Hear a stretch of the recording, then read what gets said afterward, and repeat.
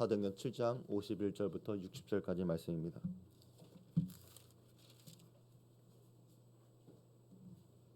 목이 곧고 마음과 귀에 할례를 받지 못한 사람들아, 너희도 너희 조상과 같이 항상 성령을 거스르는도다.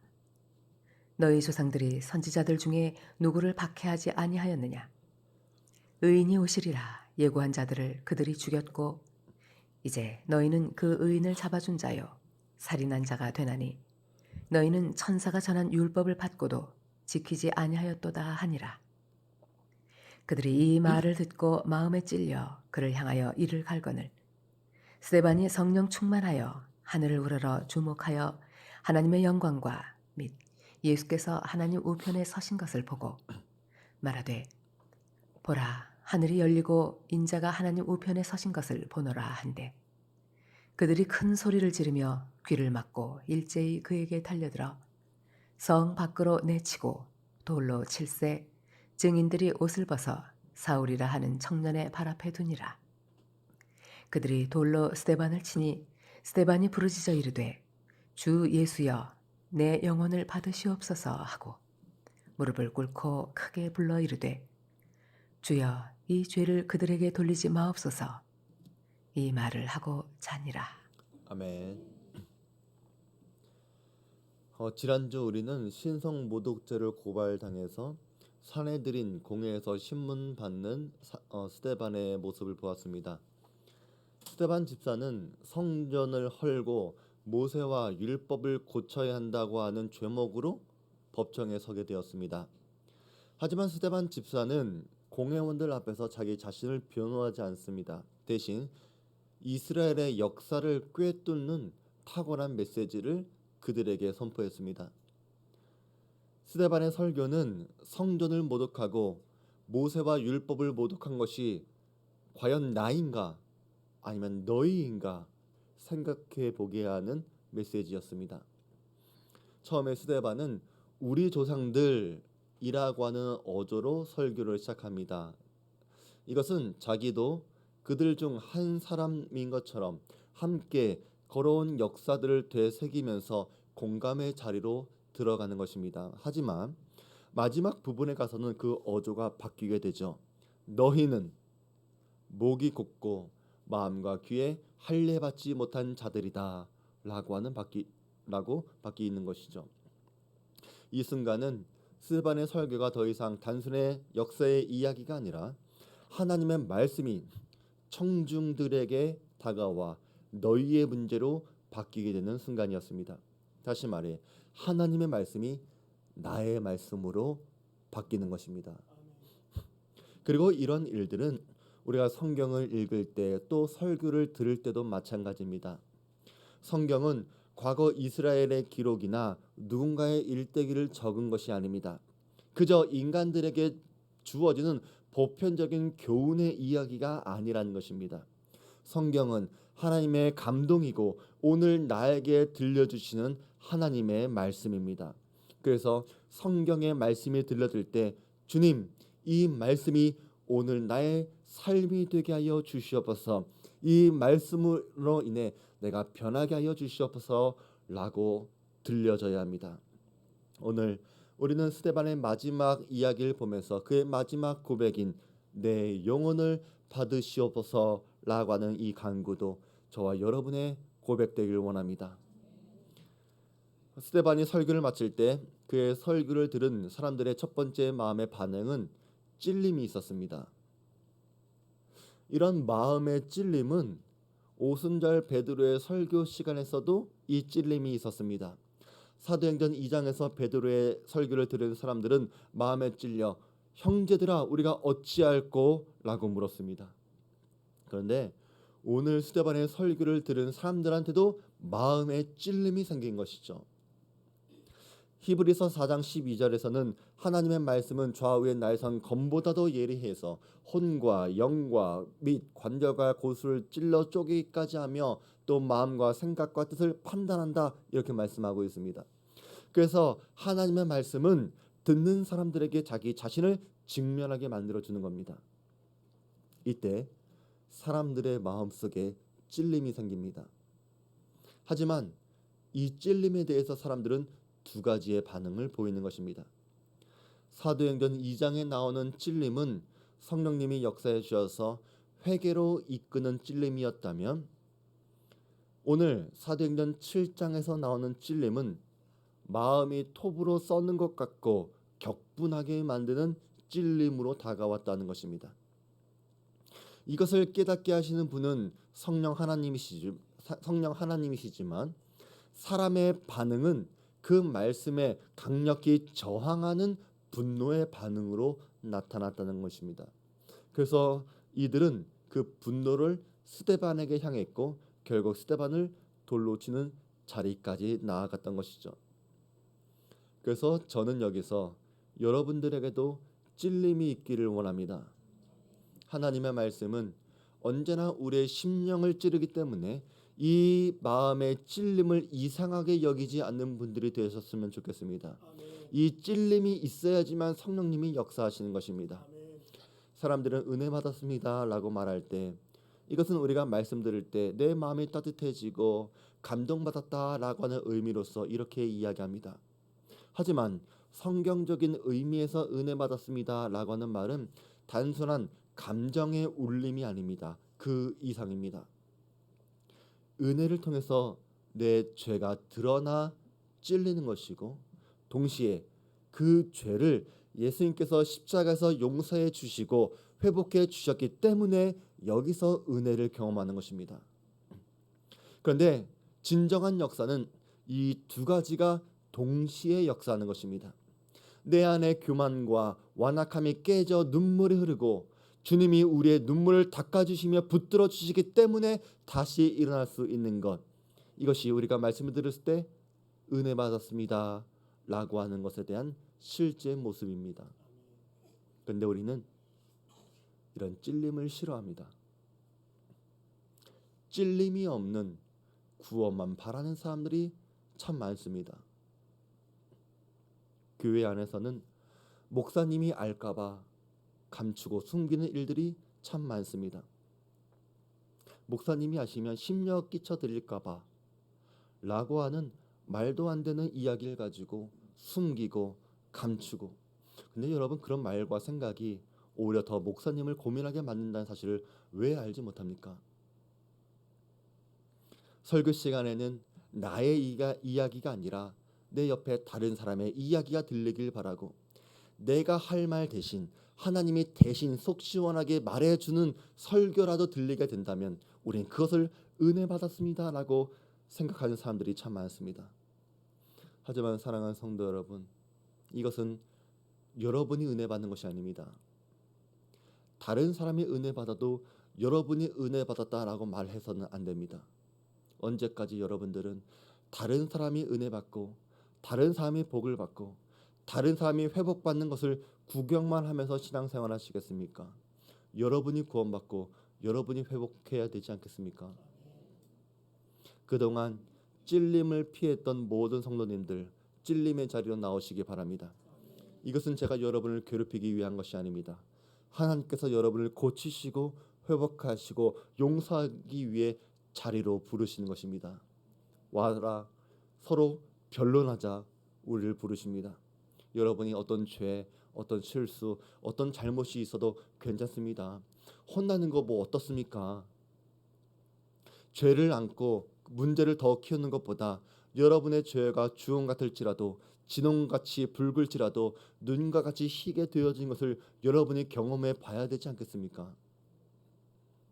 우리가 하나님 말씀 앞에 찔림을 받아서 겸손히 구원으로 인도받는 그 자리로 나올 것인지, 아니면 그 찔림이 싫어서 거부하고 저항하고 분노하고 숨기고 감출 것인지, 이것이 여러분의 영혼의 갈 길을 정하게 될 것입니다. 스데반의 설교를 들은 사람들은 마음에 찔렸을 때 이를 갈고 분노했습니다. 이를 갈았다라고 하는 말은 살려둘 수 없는 원수들한테 품는 극도의 분노를 말하는 것이죠. 이것은 그 사람들이 스데반의 설교를 이해하지 못해서가 아니었습니다. 누구보다 그 말씀을 너무나 잘 이해했기 때문에 분노한 것입니다. 스데반의 말씀, 스데반의 설교는 그들의 위선을 찔렀고 숨기고 싶었던 그 죄를 드러냈고 그들이 붙들고 있었던 거짓된 신앙을 무너뜨렸습니다. 그리고 바로 그 순간 그 지점에서 그들은 회개하는 것 대신 분노를 선택한 것입니다. 그들의 분노가 절정으로 치닫던 그 순간 스데반은 놀랍게도 그 사람들을 보지 않았습니다. 성령 하나님은 그를 충만하게 하셨고 스데반은 하늘을 우러러 하늘 가운데 하나님의 영광을 하나님 우편에 서 계신 예수님을 보았습니다. 스데반은 그 환상을 숨기지 않았습니다. 오히려 큰 소리로 외쳤습니다. 봐라, 하늘이 열리고 인자가 하나님 우편에 서 계신 것을 보노라. 저는 이 순간 하나님께서 그에게 주신 위로가 얼마나 크고 감사한지 모릅니다. 하나님은 스데반이 분노한 사람들을 보게 하신 것이 아니라 하나님 당신을 보게 하셨습니다. 서 계시는 하나님에 대해서 이사야 선지자는 이렇게 말한 적이 있습니다. 여호와께서 변론하러 일어나시며 백성을 심판하려고 서 계시도다. 스데반은 그가 본 서 계시는 예수님을 통해서 그를 정죄하는 자들에게는 심판의 주님으로 또한 스데반에게는 위로의 주님으로 서 계신 것을 보았습니다. 그리고 공회원들이 십자가에서 못 박였던 그 예수가 지금도 살아계시고 하나님 보좌 우편의 영광 가운데 다스리시는 주님, 그들이 부인하고 그들이 감추려고 했던 그 진리, 그 현실이 스데반의 입술을 통해 선포된 것입니다. 그래서 이 선포는 진리를 선포하는 것이고 인간의 힘으로는 절대로 막을 수 없는 하나님의 승리를 보여주는 순간이었습니다. 그런데 이 말도 분노하는 사람들의 마음을 터뜨리게 만들었습니다. 그들은 큰 소리를 쳤고 귀를 막으면서 더 이상 설교를 들으려고 하지 않았습니다. 그들 마음속에 일어난 영적인 전쟁은 이제 겉으로 드러나는 폭력이 되었습니다. 마침내 그들은 한 마음으로 스데반에게 달려들었고 설교를 듣던 회중들은 점잖척 하던 그 사람들은 돌을 들어 던져버리는 군중들로 바뀌어버렸습니다. 그리고 이것이 죄인들의 실상입니다. 이 사람들은 유대교 최고의 지도자들이었습니다. 그들 스스로는 교양이 있는 척했고 학식 있는 지도자라 자부했을지 몰라도 그들의 본성은 분노와 폭력의 영혼들이었다는 것입니다. 이들이 보여주는 모습은 단순히 우발적인 폭력이 아니었습니다. 그들 내면에 있는 깊이 자리 잡은 그 죄성이 복음의 빛으로 비춰질 때 빛 가운데로 나아가지 않고 도리어 어둠을 붙잡은 사람들이었다. 이것을 보여주는 것입니다. 요한은 우리에게 이렇게 말합니다. 그 정죄는 이것이니 곧 빛이 세상에 왔을 때 사람들이 자기 행위가 악함으로 빛보다 어둠을 더 사랑하는 것이니라. 악을 행하는 자마다 빛을 미워하여 빛으로 오지 아니하나니 이는 그 행위가 드러날까 함이요. 그래서 이 사람들의 모습은 모든 인간이 보여주는 보편적인 실체입니다. 로마서 1장은 사람들이 하나님을 알면서도 하나님을 영화롭게 하지 않고 오히려 마음이 허망해지고 어리석게 되었다라고 증언합니다. 그리고 우리는 스데반을 향해 귀를 막고 큰 소리치고 달려드는 이 사내들인 공회원들의 모습에서 하나님의 말씀 앞에 귀를 막고 거부하는 인간의 본성 그리고 우리의 모습을 발견해야 하는 것입니다. 그래서 이 장면은 단순히 과거의 역사적인 사건이 아니라 죄에 사로잡힌 인간이 하나님 앞에 보여주는 그 모습을 적나라하게 보여주는 것입니다. 교양이 있어 보이고 학식이 있어 보이고 아무리 우리가 돈과 명예로 치장한다고 하더라도 또 종교적인 권위를 붙들고 있다고 하더라도 하나님 앞에 드러나는 인간의 본성은 이렇게 더럽고 추악하고 반역과 거부하는 모습일 것입니다. 그리고 이들은 형식적으로는 신성 모독에 대한 율법을 집행하는 것처럼 보여지지만 사실 이 스데반의 죽음은 사적인 폭력에 의한 살인이었습니다. 왜냐하면 이 사람들에게는 사형을 집행할 만한 권한이 없기 때문입니다. 빌라도가 이르되 너희가 그를 데려다가 너희 법대로 재판하라. 유대인들이 이르되 우리에게는 사람을 죽이는 권한이 없나이다. 그래서 이 사람들은 정당한 법을 집행한 것도 아니었고 그들의 말은 상황에 따라서 달라지는 위선적인 사람들이었다는 것입니다. 예수님을 죽일 때는 로마의 권한을 앞세워서 빌라도 앞으로 끌고 가기라도 했지. 스데반을 죽일 때는 그 법적인 절차도 무시하고 군중에 돌로 써 해결해 버린 것입니다. 스데반의 변론, 스데반의 설교로는 이 사람들을 바꾸지 못했습니다. 이것은 복음이 힘이 없어서가 아닙니다. 복음은 여전히 하나님의 능력입니다. 다만 그 복음을 거부하는 인간의 죄와 반역이 그만큼 완강하다는 것입니다. 공회원들은 그의 설교를 멈추기 위해 그를 죽였습니다. 죽음만이 스데반의 입을 막을 수 있다고 생각했기 때문입니다. 그런데 성경은 그 현장에서 처음부터 끝까지 이것을 지켜보는 한 사람을 소개합니다. 바로 사울입니다. 사람들이 스데반을 돌로 쳐 죽일 때 증인들은 옷을 벗어 사울이라고 하는 청년의 발 앞에 가져다 두었습니다. 이것은 단순한 상황 묘사를 하는 것이 아닙니다. 초대교회 성도들이 재산을 팔아 사도들의 발 앞에 갖다 두었다라고 했던 것처럼 사람들은 사울 앞에 옷을 가져다 주면서 그에게 일종의 권위를 부여한 것입니다. 사울은 그 스데반이 죽는 그 현장에서 암묵적인 지도자였습니다. 사울은 스데반의 죽음을 마땅하게 여겼습니다. 스데반이 죽는 것을 보면서도 마음에 거리낌이 없었습니다. 하지만 이때는 알지 못했습니다. 스데반의 죽음을 당연하게 여겼던 그를 하나님께서 붙드셔서 훗날 예수 그리스도의 복음을 열방에 전하게 하는 사도로 바꾸시는 그것을 그때는 알지 못했습니다. 스데반의 순교는 그 피가 땅에 흩어졌지만 하나님은 그 피를 받으셨습니다. 그리고 그 피는 헛되지 않았습니다. 오히려 그 피가 사울의 가슴 깊은 곳에 지워지지 않는 흔적을 남겼고 훗날 다메섹 도상에서 부활하신 주님을 만났을 때 그 기억은 그를 무너뜨리는 강력한 도구가 되는 것입니다. 이것이 하나님의 반전입니다. 사람들은 메신저를 죽여서 메시지를 끊으려고 했지만 하나님은 그 순교의 피를 사용해 주셔서 더 큰 복음의 역사를 열어 가신 것입니다. 스데반의 생명은 꺼졌지만 복음의 불은 꺼지지 않습니다.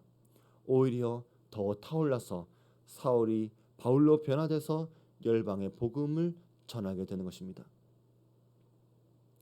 스데반은 자기의 영혼을 주님께 맡겨드립니다. 그런데 여기서 여러분들이 스데반이 자신의 영혼을 맡기는 것을 그가 환상을 보았기 때문이라고 여러분 생각하십니까? 여러분들은 어떻습니까? 여러분이 그런 환상을 본다면 여러분의 영혼을 맡기는 그것이 쉬울 것 같습니까? 물론 그가 마지막 순간에 용기 또 평안을 가질 수 있었던 것은 아마도 환상을 보았기 때문일 것입니다. 하지만 환상 그 자체 때문은 아니었습니다. 그 환상을 통해서 확실하게 붙잡은 주님의 실제를 믿었기 때문에 그 영혼을 맡겨드린 것입니다. 죽음이 끝이 아니라 부활하신 주님이 지금도 살아계시고 자기를 기다리고 있다는 이 확신이 자기의 영혼을 누구에게 맡겨질지를 확실하게 알았기 때문에 자기의 영혼을 맡겨드린 것입니다. 우리의 영혼은 죽음이나 세상에 맡겨지는 것이 아닙니다. 하나님 우편에 서 계신 예수님께 맡겨지는 것입니다. 이것에 대해 성경은 우리의 죽음을 잠이라고 말합니다. 스데반도 마지막에 잔이라 이렇게 말하지 않습니까? 우리가 잠들어 있기 때문에 깨어나는 때가 있죠. 바로 주님이 오시는 때입니다. 우리는 죽음에 대해서 많은 궁금증을 갖고 계신 분들이 있을 텐데 그 중에 몇 가지를 이 시간에 잠깐 제가 설명해 드리고 싶습니다. 어떤 분들이 꿈에서 천국을 보았다 간증하는 분들이 있죠. 여러분들은 이것을 어떻게 해석해야 되는지 아십니까?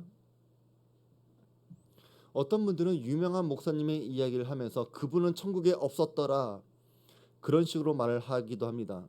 하지만 여러분들은 성경의 원리를 아시면서 이런 간증들을 분별하시기 바랍니다. 이런 꿈들은 하나님께서 개인에게 주시는 위로, 소망, 회개 이런 것을 담고 있습니다. 그런데 마치 이런 꿈을 하나님께서 주시는 계시로 단정하지 말라는 것입니다. 천국에 대한 갈망, 말씀을 통한 기대 이런 것들이 꿈을 통해 이미지로 반영된 것이지 하나님이 주시는 계시의 최종은 꿈이 아니라 성경입니다. 성경 외에 다른 것을 계시로 삼지 말아야 합니다. 그래서 꿈에서 천국을 봤다라고 하는 이런 체험을 죽은 영혼이 방황한다? 미래를 미리 다녀왔다? 이런 식으로 이해한다거나 하나님의 말씀으로 착각하지 마시기 바랍니다. 마찬가지로 꿈에 죽은 조상이 나타나서 로또 번호를 말해주었다. 그래서 당첨됐다. 이런 이야기 들어본 적 있어요? 없어요? 있죠. 이것도 역시 신학적으로 여러분들이 몇 가지를 분별을 하셔야 합니다. 죽은 자와 교류하는 것은 불가능합니다. 그러나 시도는 할 수 있습니다.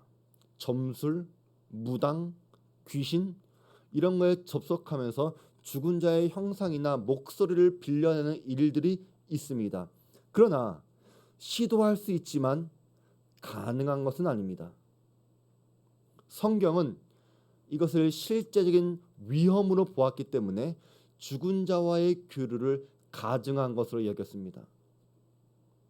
이 시도 자체가 하나님의 주권을 침해하는 것이고 사탄의 미혹에 빠지는 것이고 하나님보다 다른 계시를 찾게 만드는 것이기 때문입니다. 그래서 꿈에 조상이 나타나 로또를 말해 주었다 아니면 혹은 다른 것을 말해 주었다 라고 하는 것은 대부분 확증 편향이나 후행적 각성에 불과합니다. 실제로 수많은 사람들이 비슷한 꿈을 꾸지만 맞는 경우가 극히 드문 것은 바로 이것 때문입니다. 그래서 실제로 어떤 번호가 맞았다고 하더라도 하나님께서 주셨다거나 아니면 죽은 자가 말해 주었기 때문이다 라고 해석하는 것이 아닙니다. 성경은 사탄이 광명의 천사로 가장한다고 말하고 있기 때문에 죽은 자의 모습으로 위장하거나 꿈으로 나타날 수도 있습니다. 그래서 꿈에 죽은 사람을 만났다라고 하는 것은 실제 그들의 영혼이 우리를 찾아온 것이 아닙니다. 상실의 아픔을 치유하려는 그 과정에서 마음에 작용해서 나오는 것입니다. 이런 경우 내가 아직 그분들을 잊지 못하고 있었구나 이렇게 생각할 수 있지만 이것을 신령한 체험이나 영적인 계시로 삼는 것은 위험합니다. 태몽도 그렇습니다. 동물 아니면 자연물 어떤 상징을 길조로 해석해서 아이의 성품, 미래, 운명을 예언한다고 믿는 것이 태몽이죠. 성경은 하나님의 계시적인 꿈은 인정합니다. 요셉이 그랬고 다니엘의 꿈 해석도 그렇습니다. 하지만 성경에서 주어지는 꿈은 하나님의 주권적인 역사이지 인간이 점치는 것이 아닙니다. 그래서 태몽을 어떻게 상징적으로 풀어내는 것 이것은 점술이고 미신입니다. 그리고 신앙적으로 이것을 그대로 받아들이는 것도 옳은 것이 아닙니다. 용 꿈을 꾼다고 해서 그 아이가 나중에 용 같은 사람이 되는 것도 아니고, 호랑이 꿈을 꾼다고 해서 그 아이가 나중에 호랑이같이 용기 있는 사람이 되는 것도 아닙니다. 태몽 자체는 임신 전후로 해서 부모들이 갖는 불안, 기대, 소망 이런 것이 무의식적으로 반영된 것이지, 그래서 이것을 악하다, 죄다 이렇게 말을 하는 것은 아닙니다. 하지만 태몽을 미래를 점치는 도구로 삼거나 이것을 하나님의 뜻으로 생각하거나 그래서 사고 파는 행위 역시 하나님을 가증스럽게 만드는 것입니다. 왜냐하면 우리 아이의 미래는 태몽에 있는 것이 아니라 하나님께 있기 때문입니다.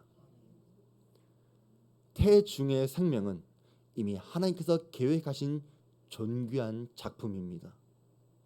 성경이 스데반의 죽음을 잠이라고 말하는 것은 죽음을 바라보는 죽음의 관점이, 성경의 관점이 이러하다라고 말하는 것입니다.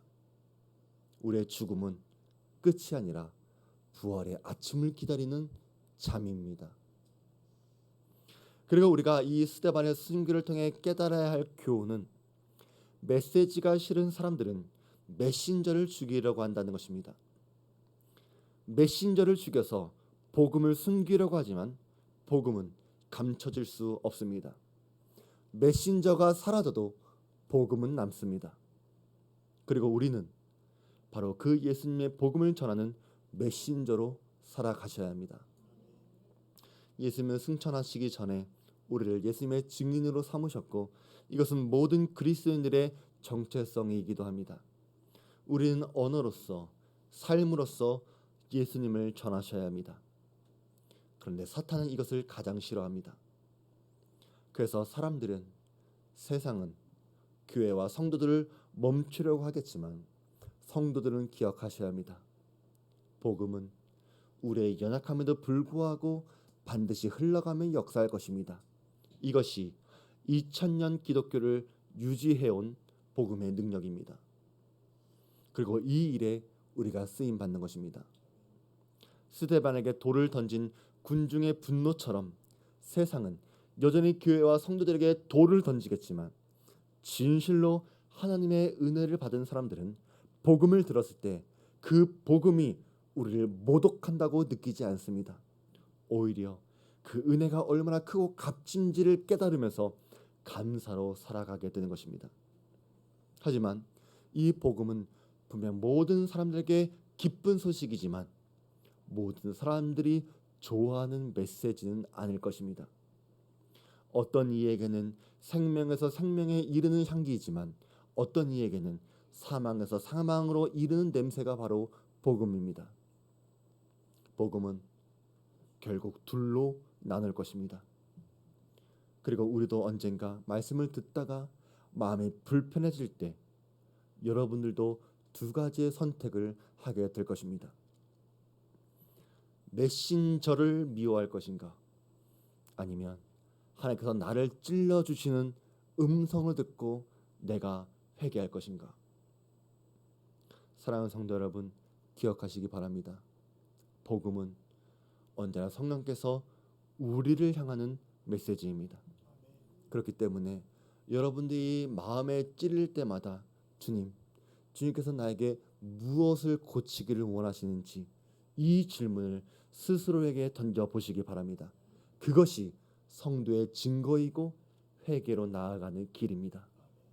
하나님은 은혜로 우리를 그리스도인으로 부르십니다. 하지만 단지 개인의 구원의 차원에서 그치는 것이 아니라 하나님은 우리를 하나님의 자녀로 살게 하시고 그 풍성한 사랑을 세상 가운데 드러내시기를 원하십니다. 교회 안에서는 구원의 감격을 누리고 교회 밖에서는 이 세상의 천국의 그림자를 맛보게 하시려고 우리를 부르시는 것입니다. 그러니까 사랑하는 성도 여러분, 여러분은 이 땅에서 하나님의 자녀답게 살고 우리의 마지막이 주 안에서 영광으로 끝나리라라고 하는 확신 갖고 살아가시기 바랍니다. 그리고 우리에게 맡겨진 복음의 메시지를 끝까지 전하는 메신저로 살아가시기 바랍니다. 그 길이 고난의 길일 수는 있지만 동시에 가장 영광스러운 길일 것입니다. 스데반은 돌에 맞아 죽어가면서도 하늘을 바라보았습니다. 그는 자기를 정죄하는 사람들을 보지 않았습니다. 오히려 하나님이 나를 어떻게 바라보는지 그것을 보았습니다. 그 영광의 환상이 그를 붙잡았고 그 확신이 그를 담대하게 만들었습니다. 우리도 마찬가지입니다. 세상의 눈으로 보면 복음을 위해 사는 것은 어리석고 손해 보이는 것처럼 보일 수 있습니다. 그러나 믿음의 눈으로 보면 그것은 주님이 서서 맞이해 주시는 가장 영광스러운 길이 바로 우리의 신앙의 길입니다. 여러분들이 때때로 미움받을 수 있고 조롱받을 수도 있고 손해도 보겠지만 절대로 이것이 끝이 아닙니다. 하나님은 절대로 여러분을 버리지 아니하실 것이고 주 예수께서 우리를 끝까지 붙들어 주실 것입니다.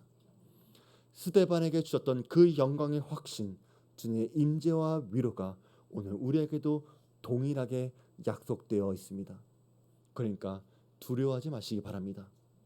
여러분은 하나님의 은혜로 부르심을 받은 사람들입니다. 복음 때문에 때로 외롭고 힘든 길을 걸어가더라도 그 길은 절대로 헛되지 않습니다. 오히려 하나님께서 여러분을 통해 교회를 세우시고 세상에 천국의 빛을 비춰 주실 것입니다. 마지막 날 우리가 주님 앞에 서게 되었을 때 우리 모두가 착하고 충성된 종아라고 칭찬 듣기를 원합니다. 우린 그날까지 세상에 속한 자가 아니라 주님께 속한 자로 살아가시는 모든 성도들 되시기를 주의 이름으로 축원드립니다. 말씀 기억하면서 우리 다 같이 찬양했습니다.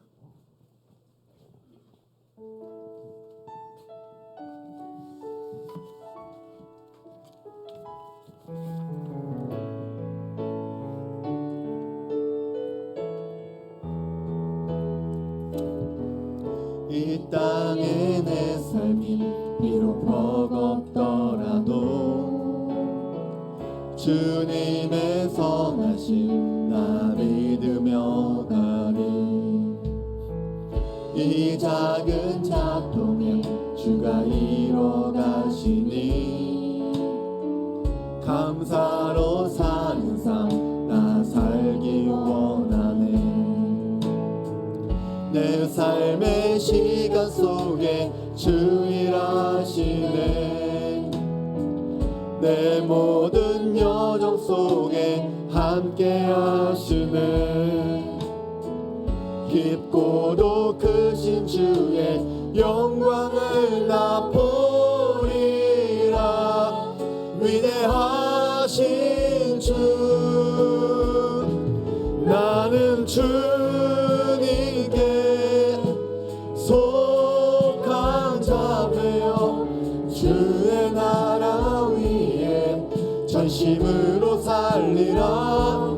주의 마음에 선합한 자 되어 맡기신 소명 이루. 나는 주님께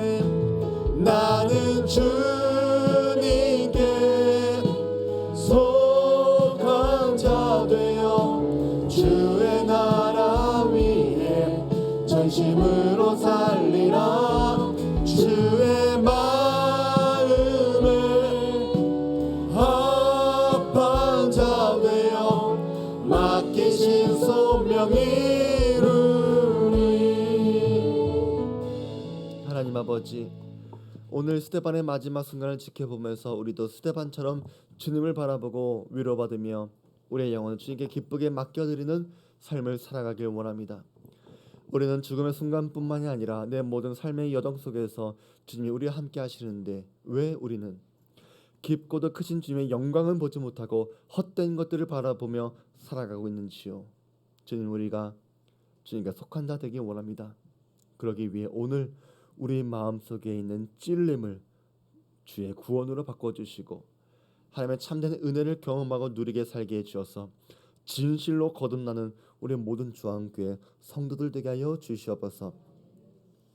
이제는 우리 구주 예수 그리스도의 은혜와 지극히 크신 하나님의 사랑하심과 성령 하나님의 감동 감화 내 주 위로 교통하심의 은혜가 주님께 속한 자로서 내 몸과 마음과 영혼을 주님께 기쁘게 맡겨 드리기로 결단한 우리 사는 모든 중앙교회 성도들 위에와 저의 가정과 직장과 사업 위에 지금도 영원히 함께 있을지어다.